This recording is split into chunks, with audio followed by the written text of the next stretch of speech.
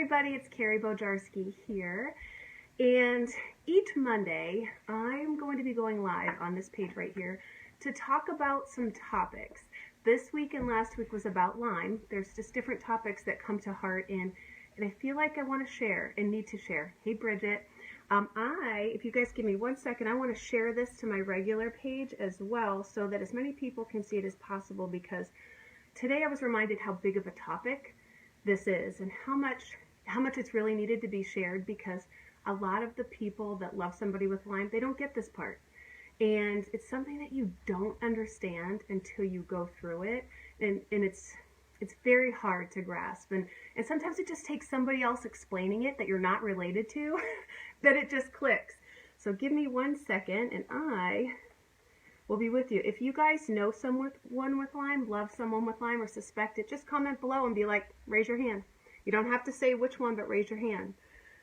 Lyme is a very vast topic. It's so weird. Look, I'm looking at myself right now, and I'm going to be making sure that I share this. See if I can share it right now, or if I can tag. I'm not really sure. I've never actually done this part live, but that's good. It'll give people time to join us. If you guys have a moment, share it as well, because honestly, I didn't realize how many people actually had Lyme. Hey Tara, until I started talking about it. And this topic right here is so close to my heart. I may get a little emotional, but it goes with the territory, you know what I mean? Lyme sucks the life out of us. Let me make sure I can do this. I'm trying to make sure that I can see if I can tag this. I don't think I can tag a live video. Okay, so we're not going to do that. Maybe not. Maybe I can't. I sure can. Look at this. I'm learning new things as we speak. Title, tag. No, not that kind of tag. All right, so I'm going to just save there. I'm going to just share it. I'm going to just share it, and then that way maybe people who are struggling to navigate social media would be able to, and I'm not able to share. That's so weird. I just want to minimize it. We'll get there. So as you guys are joining, go ahead and give a little wave if you know someone with Lyme, love someone with Lyme, or you have Lyme. You don't have to say which is which, but I'm just going to do a little share. Bear with me. I don't know all social media, but I'm trying. All right, I'm just going to share this sucker to my timeline and see what happens. There, that way people can see. All right, we're ready to go. I did take some notes. You guys will probably laugh. I'm not really a note taker, but this is as neat as my notes look. This is neat for me. Because with Lyme, you guys, like everything, for me, when I talk Lyme, one topic can lead to another, to another, to another. I was sharing with a new friend today, actually, that, to sit down and do a live video about Lyme could easily take 5 hours, right? Could easily take 5 hours. So we're breaking it down into little baby steps. So tonight is all about, why is Lyme lonely? And maybe in the end, maybe we'll educate more people so it doesn't have to be. So here we go. I even asked my daughter a few things about what she thought, because when she was 11, I was 40. We both were treating simultaneously. And I remember thinking, gosh, okay, here we go. But never once did I think, why us? Never once did I think, oh my gosh, this is going to suck. Do you know what the blessing was? The blessing was the two of us understood each other when nobody else did. When nobody else understood, not even my husband. I want to stay on topic, but it's so easy for people with Lyme to be misunderstood because it's so hard to get what you don't understand. Because some days they might look really good, so you think they're snapping out of it, right? And then all of a sudden they have this really bad day, and you're thinking, well, where did that come from? Are they just being lazy, right? So being misunderstood is a huge reason Lyme is lonely. And what a relief it is to finally meet someone you don't have to explain yourself to, right? what a relief it is to find somebody else who gets you, and you don't have to think as much or talk as much, because that's hard. That is uncomfortable. It's difficult. What you used to be able to think about and what you used to be able to talk about were different. And now when you have Lyme, it takes so much energy out of you, right? I pulled my daughter. I said, you can even jump in if you want. She's actually on a phone with a friend, so she's not interested. But I asked her what a couple things were that made her feel lonely when she had Lyme. And granted, her and I would be in the same room, taking up space, but not doing much of anything, okay? Just being every single day. So we were each other's company for a really long time. But I asked her what made her feel lonely. And her and I treated from May to October of 2016. And one of the things she said that made her feel lonely is she couldn't go outside. It was so hot that summer, and I remember as soon as we would step outside, the heat would just suck the energy out of us. And it's really difficult for somebody who doesn't have Lyme to understand that. So we were stuck inside. Thank God we had central air. I will always be grateful for that, thank God. Because even though we were stuck inside and we had grocery service, heck, I was like an amazing member to Vitacost.com. Any online grocery store, it's on, because I couldn't walk, I couldn't sit, I couldn't stand without being in excruciating pain. The lights, I would never be able to handle this if I hadn't treated successfully for Lyme. The lights would cause my left eye to twitch, and then if my eye would twitch and I didn't get out of where I was at, my left arm would twitch. And then if I didn't get that under control, my back pain would be so intense that I would be down for days. So I had to pay attention. So she said she couldn't go outside, and she was stuck inside, which as a kid, what do your friends want to do in the summertime? Right? So she felt lonely because of that. One key thing that she said, and I think she's so intelligent, she's 14 now, she's very schooled on some things. She said that you couldn't really plan things or activities. And she said, if you tried to plan them, you never really knew if you could actually go or not, because the day before you might feel awesome, but the day of, you might feel horrible and not be able to do a thing or get up off the couch or think straight. Or maybe you wouldn't be able to sit in the chairs of wherever it was that somebody invited you to, or handle the noise, right? She goes, but then you'd be totally fine the day after. Like, she said, you couldn't plan, and that was hard. Not only was it hard on people, we would get invited to things like bridal showers, baby showers, and honestly, people were miffed. And you could tell by the little jabs that they would put in their thank you notes, because we still would participate in gifts, we just couldn't participate physically. Because when I was treating, I had to have my legs up. If my legs were not up, my nerve pain would go apeshit. And it would take me a week to really get that back, and it would be excruciating. And all I'd be able to think about at that event was how much pain I'm in. You know what I mean? It wouldn't be enjoyable. It would have been faking it. So with Lyme, you're faking a lot. You know what I mean? So you get to the point where you're like, it's not even worth it. But because people don't understand, you worry. You worry about what they're going to say, what they're going to do. Are they going to invite you again on another day? Because you really want to be with people and you really want to have your life back, but you just can't. You just can't.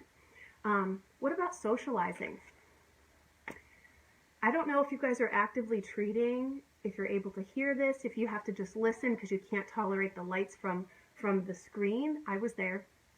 I was wearing sunglasses that had lips over them that would cover everything, and then there was times I just had to close my eyes and I just needed to be in total darkness because the light would shoot right through me and cause so much nerve reaction. So how about socializing? Do you know how much easier it was to socialize through my fingers?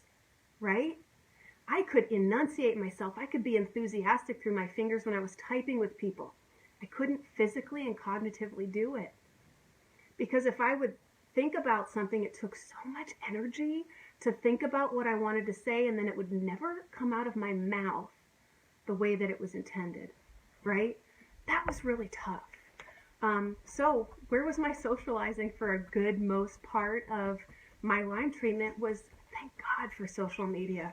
Thank God for these Lyme groups. Thank God for people near and far who understood the journey, and it was amazing to be enthusiastic and excited through my fingers. And I just remember going, oh, that act of taking something from my brain out my mouth was way too difficult. That was freaking lonely as hell. And I'll tell you one thing. Sometimes spouses don't get it. And mine was one of them. It took him a couple months. And it took him seeing my body's reaction to going to a outside summertime graduation party. And I remember Delaney and I, we waited to the last possible moment. It was 6 o'clock at night before we finally left the house. I think it started at like 2, but it was so hot that day. And my husband took a comfy chair, which was great. And I was sitting there and I couldn't understand why. My arm was just shaking like this, uncontrollably. And I was like, what's going on? And my back hurt so incredibly bad, you guys. All I could think about was that. And I was trying to have conversation, but I know I looked like hell. And I know I could tell people were uncomfortable around me. And for the first time in my life, like, I felt like, why am I here? I kind of felt like I was just taking up space, and eventually I was all alone. Everybody kind of moved on from their space, and they were able to physically do things, and I was all alone. And I remembered the reason I had so much pain that day is because I had never sat with my legs down. Not in a couple months. I had been basically living in the recliner with my legs up. And if my legs weren't up, everything felt off. My back pain would hurt worse. And if I didn't get a hold of that back pain, it would just spark all this craziness in my body, and it would take me days to recover. So that day, I remember I put a TENS unit on and I slept in it all night. I was so much in pain. I wanted to cry, but I couldn't, because if I were to cry and move my body, it would hurt worse. And I remember how lonely that felt, because nobody in my life understood that, and I couldn't take the pain away. And the next day, my face was so swollen. It took me 3 days to recover from that, and that was when my husband said, "I get it." He said, "I get it." Originally, he thought, if it's somewhere you want to go, would you have the energy to do it? I said, no, my body physically can't do it. I'm like a 90-year-old in a 40-year-old body, but worse, right? So not being understood makes you feel lonely, especially by the people that you love. You know, we see the looks, we see the snide, we see it. You might not think that you're doing it, but you're doing it out loud. We see it, and what happens is we retreat, right? We retreat when that happens because it takes too much energy to even deal with that. You retreat. So let's see. I have a few things else written down. If you guys have some other thoughts on what makes you feel lonely, comment, because I'm guaranteeing you somebody else is going to see this and go, thank God, because I thought it was just me. All right?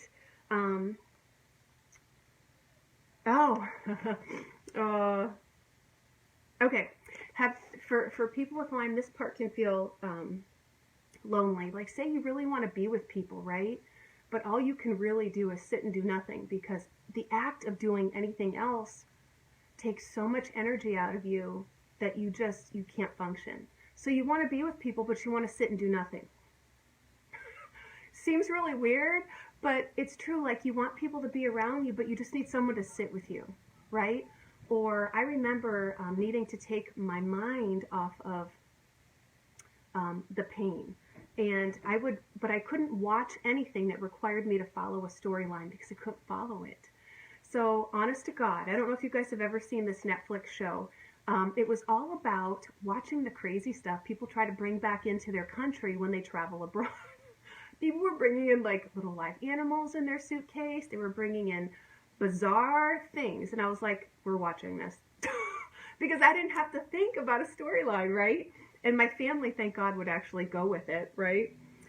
And also, people with Lyme, we want to be social, but sometimes we can't, because say you're sitting at a table and you will have people across from you, right? What if they start cross-talking?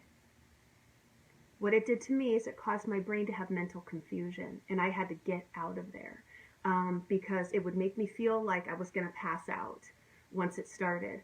And so if your whole family wants to go somewhere, right, and everybody feels well enough but you go, because maybe you feel well at first, but then all of a sudden, boom, it hits you, and you don't, and you have to go. But it's a split second of, need to get the hell out of here, is what it feels like. It's this fight or flight. Yeah. So Lyme. Lyme is mostly lonely, I think, because a lot of times we look well, or maybe you can actually be physical one day and people go, oh, you look really good. How are you doing? How are you feeling?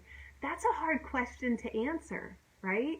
Because do they really want to know? I'll tell you, I remember trying to explain to people, because I thought they really wanted to know at first. I would explain to people what was going on, and honestly, and their eyes would start to drift like, oh, you're boring me. So you just get to the point where you say, yep, I'm fine, I'm doing good. Because it's easier to not talk to somebody who doesn't get it, who really doesn't want to listen, and they're just being polite.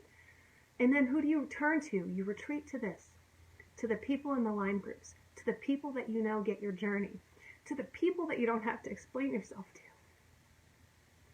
And that's sad, because a lot of them start out as strangers, and your commonality is the fact that you have this crazy bacteria in your body, and it's doing crazy things. And you have doctors looking at you like they don't believe you. You have your family looking at you like they don't believe you. You have your friends looking at you like they don't believe you. What do? Here's what you do. We can only do what we can do with people in our lives. If they don't want to be around and they don't want to learn, that's okay. There's people that can understand you and want to be around you. Seek those people out. Seek those people out. There are great people. I'm telling you, every person in the world knows somebody with Lyme. Every person in the world knows someone who doesn't know that they have Lyme yet. But I'm here to tell you guys, there is a healing way. You don't have to be sick, and you don't have to feel like you're always going to be bedridden, or you're always going to be non-functional. There is a healing way. And if you guys are looking for one, I'm happy to share what we used that worked for us. And if you're doing something right now and you just don't feel supported, reach out. Reach out to somebody that you know has Lyme. Reach out to anybody here who's commenting. If you're in Erie, Pennsylvania, we have an Erie Lyme disease support group, okay? And we joked about it. I remember Brenda and I were joking, going, gosh, we should do something like this. And that was like 2017, January 2017. And then we both laughed, saying, but nobody would come. Because we understood that when you're treating for Lyme, you don't ever know what the day or the hour is going to bring, right? You could be feeling fantastic, and all of a sudden it hits you, and all of a sudden you're down for the count, right? You don't ever know. So with Lyme, it's an hour by hour, minute by minute, could be day by day thing for you. And what we do in our Erie Lyme disease support group is we have a monthly connection time. There are no expectations. You can just come and sit if you want to come sit with people who just get you. We don't have any speakers, so to speak. We get together for that connection because they're people who understand each other. And the people that are in this group are people who have Lyme, people who love someone with Lyme, and people who suspect Lyme. And I'm telling you, if you're suspecting that you have Lyme, chances are you have Lyme. So not to make light of it, but you know your body best, okay? So if you need a support group and you're in the Erie area, you are welcome to join us. If you are not, and you are on Facebook and you are a woman, there is a woman support group that's fantastic. If you are a man, there are other Lyme groups that have males and females and are just for men. Seek them out and watch. If you're wondering, how should you treat, what's the right way, herbal, medicinal, guess what? Go into these groups and you watch how people are treating. How are they doing? If they have been bedridden for 3 years, do not do what they're doing. Run in the opposite direction. If you have a doctor who's not listening to you, who's making you feel like you're crazy, that doctor is giving you the biggest blessing in your whole entire life. That doctor is telling you they're not the right person for you and to go in another direction. Is it another doctor? Is it an herbalist? Is it a naturopath? I don't know. For you, go to the person who you feel gets you, or talk to people who have treated and done really well, okay? Ask them what they did. Who did they see? How long did it take them? Ask them these questions, because you're not going to get your answers, your healing answers from a doctor. You're really not. Because at this point in time, medical doctors don't have a way that's not going to make you chronic. I haven't seen it. I've only seen their approach make people chronic, and they go downhill very, very quickly. You don't have to be that way. So if you are a person who loves somebody with Lyme, 2 words: believe them. When they tell you something about their body, believe them. Give them your ear and find out, how can you help them? What can you do to make them more comfortable? How can you support them? If somebody tells you that they don't feel well, and then the next day it's something else, and the next day it's something else, and then the next day it's something else, believe them. Because they're being honest with you, and they know their body best. And trust me, we all remember the people who didn't. And sure, we can forgive, but we remember the people who didn't believe us when we needed it most. So do yourself a favor. If you are a person who didn't believe somebody, talk to them. Tell them. What is it you want to tell them? You know, I didn't believe you because I didn't understand, and I want to learn to understand. That's all somebody needs to hear. And then guess what? That person doesn't feel as lonely anymore, because you've just sided with them. You didn't have to. You don't need to have answers for somebody. That person just needs to know that you're there. All right. If you guys have any questions about what life was like for us before, during, after Lyme treatment, I'm happy to share. I have a blog post if it's easier for you to read, or have somebody read it to you. Or if you need this recording but you can't watch it, let somebody play it for you. If the audio is too much, just let me know. There's other ways we can get that information to you. What I will do is I'm going to go through and look for any questions after, and I will respond to those individually, here in the comment section. But I will be going live every Monday at 8 p.m. Eastern Standard Time to share something more with you about a Lyme journey. If there's a topic that you would like to have shared on your behalf, or if you want to be a guest here and share your story, we would love to have you. So send me a private message, comment below. We're here for you. All right, you guys, have a great night. And again, this was all about, why is Lyme so lonely? It doesn't have to be. Again, my name is Carrie Bojarski, and I'll talk to you guys later. Bye.